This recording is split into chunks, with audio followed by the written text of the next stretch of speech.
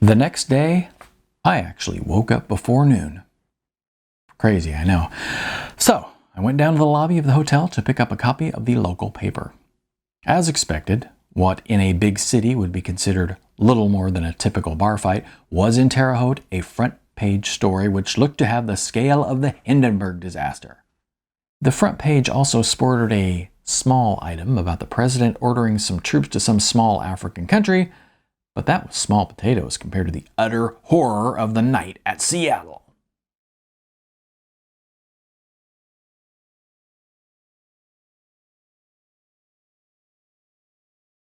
Hi, I'm Neal A. Yeager. Today I'm reading from my novella, The Next Seattle, which is a book about musicians and a music scene in the late 1990s. I know something about being a musician in the late 1990s, and that's around the time where this book was written. Also, most of the songs that you're hearing after these chapters, they were written and recorded around that time too. A few of them are newer, but most of them, the bulk of them, were written around that time, so they kind of go with this. So I hope that you're sticking around and listening to those songs, and then I hope you're coming back for the next chapter, which I guess you have if you're listening to me babble right now. Anyway, this is Chapter 8, The Media, the Media.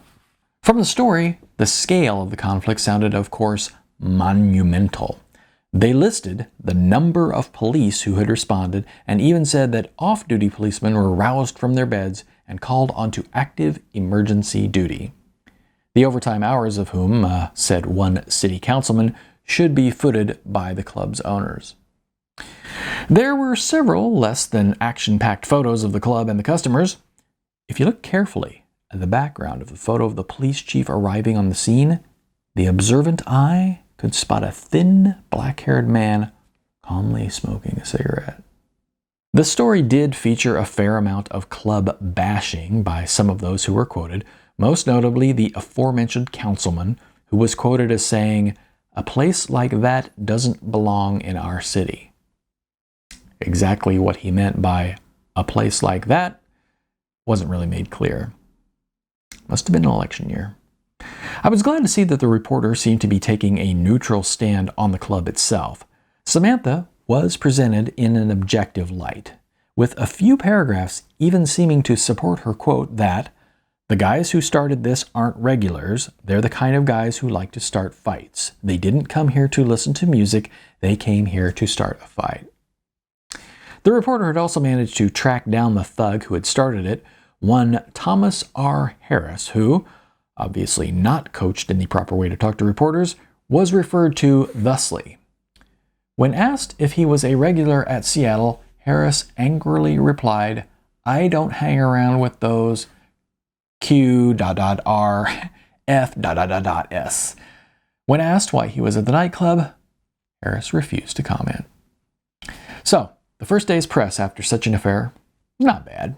On the negative side, the event was portrayed as a near riot, which made the club perhaps seem like a bad place full of bad people. Also negative were all of the councilman's quotes, which virtually screamed that Seattle should be closed immediately.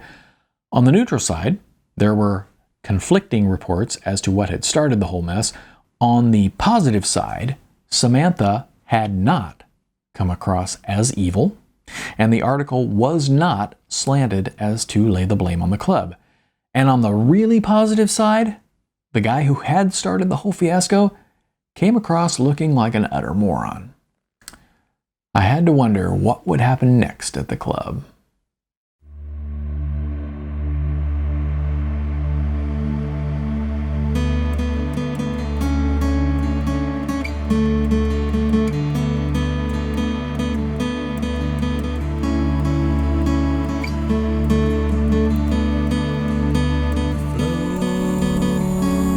Keeps on going.